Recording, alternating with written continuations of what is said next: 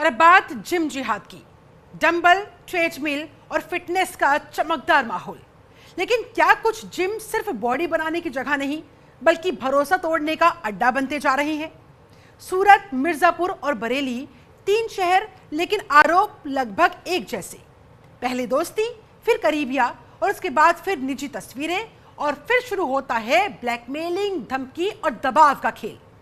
कहीं कथित धर्मांतरण के आरोप, कहीं महिलाओं से छेड़खानी, तो कहीं रिश्तों के नाम पर शोषण की शिकायतें। सवाल ये कि क्या कुछ जिमों में फिटनेस की आड़ में जिम जिहाद का नेटवर्क चल रहा है?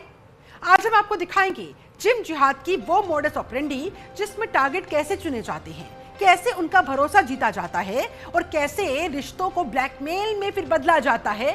देखिए जरा इस रिपोर्ट के जरिए।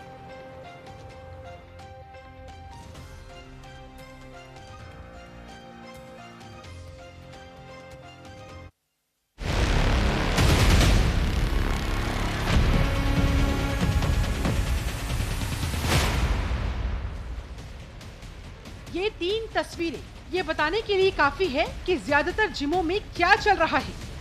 अगर इन 3 बड़ी जिम जिहाद की घटनाओं को ही ले ले तो आपको हैरानी होगी कि इनकी मोडस ऑपरेंडी क्या है, कैसे काम करते हैं ये लोग।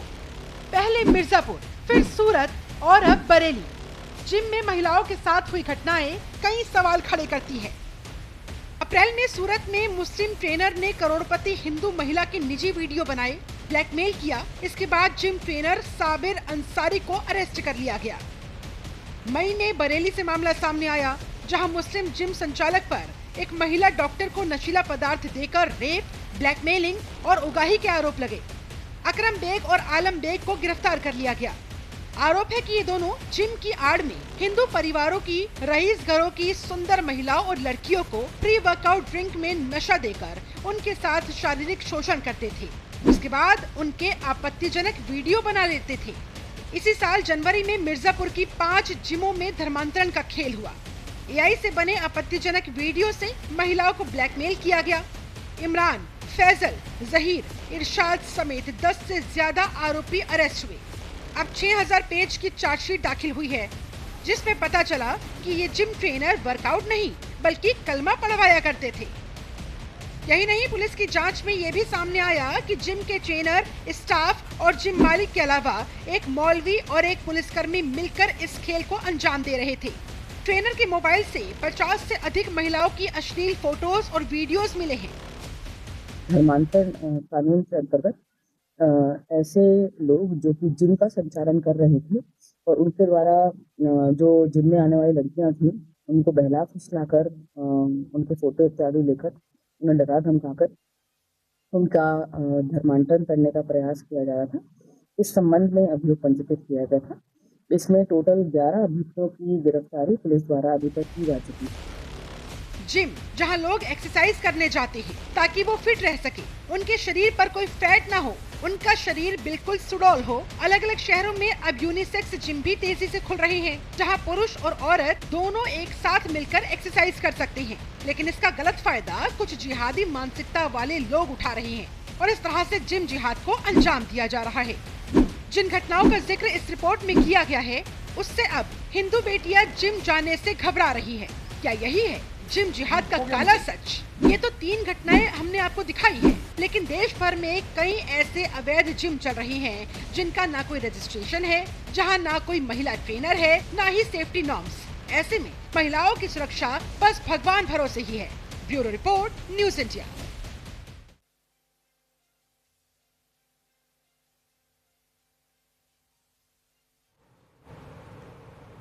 फिटनेस की दुनिया में भरोसा सबसे बड़ी ताकत होती है, लेकिन अगर वही भरोसा हथियार बन जाए तो कोई क्या कहे। सवाल ये कि क्या जिम जैसी जगहों पर कोई बैकग्राउंड वेरिफिकेशन होता है? क्या किसी ट्रेनर की पहचान, उसका रिकॉर्ड या फिर उसका लाइसेंस चेक किया जाता है? सबसे बड़ा सवाल यहाँ पर प्रशासन पर भी है कि अगर नियम कानून है तो फिर अवैध जिम कैसे चल रही है? देश भर से जिमों की हालत क्या है, उस पर देखिए हमारी ये स्पेशल रिपोर्ट।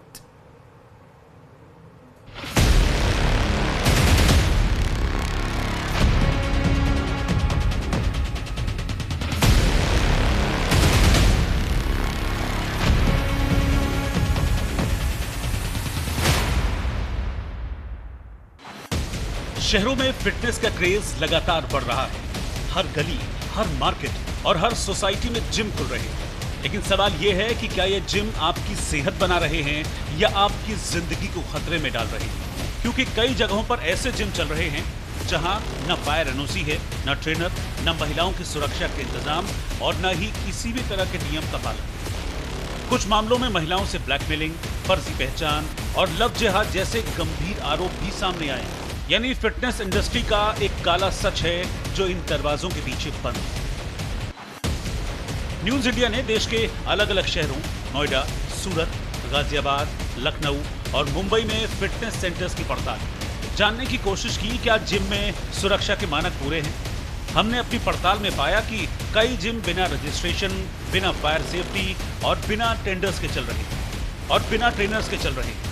महिलाओं में भी फिटनेस का क्रेज काफी ज्यादा है, इसीलिए हमने ये पड़ताल की कि क्या किसी जिम में महिला ट्रेनर हैं, क्योंकि महिलाओं की सुरक्षा को लेकर भी गंभीर सवाल उठ रहे हैं। कई जगह महिला ट्रेनर तक मौजूद नहीं है, सीसीटीवी नहीं है। कुछ मामलों में महिलाओं से छेड़छाड़, ब्लैकमेलिंग, वीडियो रिकॉर्डिंग और फर्जी पहचान के जरिए लव जिहाद जैसे आरोप भी सामने आए। जिम में भारी मशीनें, इलेक्ट्रॉनिक उपकरण और बंद स्पेस होने की वजह से फायर सेफ्टी बेहद जरूरी है।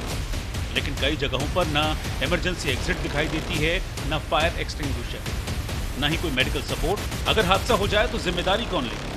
तो इस बात को समझने के लिए हम भी राजधानी लखनऊ की ऐसी जिमों में हैं जहां पर इस बात को हम समझ रहे हैं कि जो जिम लखनऊ में संचालित किए जा रहे हैं वहां पर सुरक्षा मानकों को पूरी तरह से सुनिश्चित किया गया है, नहीं किया गया है। अगर बात की जाए फीमेल इंस्ट्रक्टर की, तो जो जिम संचालित हो रहे हैं वहाँ पर फीमेल इंस्ट्रक्टर है या नहीं, इस बात को समझना बेहद आवश्यक है। और उस बात को समझने के लिए भी हम इस जिम में आप देख रहे हैं तमाम यहाँ पर फीमेल्स हैं, यहाँ पर जो मेल हैं वो यहाँ पर एक्सरसाइज कर रहे हैं। और यहाँ पर अगर बात की जाए इंस्ट्रक्टर की, तो यहाँ पर मेल और फीमेल दोनों ही इंस्ट्रक्टरों को यहाँ पर नियुक्त किया गया है यहाँ के ऑनर की तरफ से। साफ तौर पर जो गाइडलाइन, जो निर्देश जिला प्रशासन और मुख्यमंत्री की तरफ से आए थे कि जो भी जिम राजधानी में संचालित किए जा रहे हैं वो जिम सभी मानकों को पूरा करेंगे। सिर्फ सुरक्षा ही नहीं, ट्रेनर्स की योग्यता पर भी सवाल खड़े हो रहे हैं। कई जिम में बिना सर्टिफिकेट वाले लोग खुद को फिटनेस एक्सपर्ट बताकर ट्रेनिंग दे रहे हैं। गलत एक्सरसाइज, गलत वर्कआउट और गलत सलाह लोगों की सेहत पर भारी पड़ रही है। कि जो भी जिम या स्विमिंग पूल या अकेडमीज हैं वो जो भी मानक है, हमारे विभागीय मानक है, और उनका जो है कड़ाई से पालन करें। और ये समिति सुनिश्चित करती है कि कोई भी अप्रिय घटना घटित ना हो, और चाहे वो महिला सुरक्षा को लेकर के हो और चाहे वो स्वास्थ्य से संबंधी हो, तो उसके लिए हमने कई मानक बनाए हुए हैं। सवाल ये है कि क्या जिम जैसी जगहों पर कोई बैकग्राउंड वेरिफिकेशन होता है? क्या किसी ट्रेनर की पहचान, उसका रिकॉर्ड या उसका लाइसेंस चेक किया जाता है? सबसे बड़ा सवाल प्रशासन पर भी है। अगर नियम कानून हैं तो फिर अवैध जिम चल कैसे रहे? फिलहाल हम मुंबई के खार ईस्ट में स्थित निर्मल नगर पुलिस स्टेशन में मौजूद हैं और हमारे साथ यहाँ पर वरिष्ठ पुलिस अधिकारी हैं। एक बार हम उनसे बात करेंगे और जानने की कोशिश करेंगे कि महिलाओं के साथ जिस तरीके से शोषण हो रहे हैं उस पर किस तरीके से एक्शन लिए जा रहे हैं। देखो, हमारे जो पुलिस स्टेशन की जुडिशन में 7 जिम है, वो 7 जिम में लेडीज़ का जो टाइमिंग दिया है वो अलग टाइम है, जेंट्स का टाइम अलग है। वहाँ के जो जिम ट्रेनर है, जो पूरे ट्रेन है, उसके पास सर्टिफिकेट है, उसने कोर्स किया है, उसने नियम बनाया है। तो जो लेडीज़ को जो टाइम दिया है वो टाइम में उसका जिम होता है। हमारे यहाँ आज तक 1.5 साल के 2 साल के अंदर कोई लेडीज़ के बारे में कोई तकरार आई नहीं। यस, कोई छेड़छाड़ की तकरार नहीं है, ना कोई शोषण की तकरार आई है। मुझे मेरे ख्याल से यहाँ कोई बिना लाइसेंस का जिम नहीं है, क्योंकि हर जिम वाला जो भी जिम चलाते हैं तो उसके पास उद्योग आधार करके एक लाइसेंस आता है, वो लेके रखा है उसने। नोएडा की ही बात करें तो यहाँ बिना अनुमति धड़ल्ले से 500 से ज्यादा जिम चल रहे हैं, जबकि परमिशन सिर्फ 27 के पास है। हाल ही के महीनों में नोएडा और ग्रेटर नोएडा के जिमों से जुड़े कई विवाद और घटनाएं सामने आ चुकी हैं। कहीं महिला उत्पीड़न के आरोप लगे तो कहीं जिम ट्रेनरों पर अभद्रता और धार्मिक पहचान छिपाकर संबंध बनाने जैसे आरोपों ने भी सुर्खियां बटोरी। शाहबेरी में जिम ट्रेनर को लेकर उठा विवाद सोशल मीडिया पर काफी चर्चा में रहा। वहीं कुछ जिम में मारपीट, बदसलूकी और गैंगबाजी जैसी घटनाएं भी सामने आई।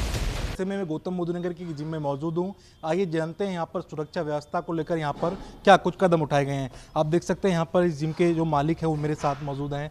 किस नाम से आपकी जिम है, यहाँ पर सुरक्षा व्यवस्था को लेकर आपने क्या कुछ कदम उठा रखे हैं? सर, मेरी जिम का नाम है एस्थेटिक वर्ल्ड द जिम। और सेफ़ की बात करें तो हमारी जिम में जितनी भी फीमेल्स आती हैं हम उनका खास ध्यान रखते हैं कि कोई कुछ बिल्कुल भी मिसहैपन ना हो। पहले जितनी भी हमारी जिम में जो लेडीज़ आती हैं, आप चाहो उनसे भी पूछ सकते हो कि सब यहाँ पे सेफ़ फील करते हैं और उनको प्रॉपर ट्रेनिंग चीज़ें बताई जाती हैं कि कैसे वर्कआउट करना है, क्या करना है। हाल ही के दिनों में कई महिलाओं ने जिम ट्रेनरों पर आरोप लगाया है कि बैड टच करते हैं और जिम ऐसा कुछ नहीं है, सबकी अलग अलग थिंकिंग्स है। बट इन दोनों के मैंने देखा है, मुझे काफ़ी टाइम हो गया, 4-5 महीने हो गए करते करते। दोनों सपोर्टेड है और जो टीम मेंबर्स है बहुत अच्छे हैं हमारे यहाँ पे।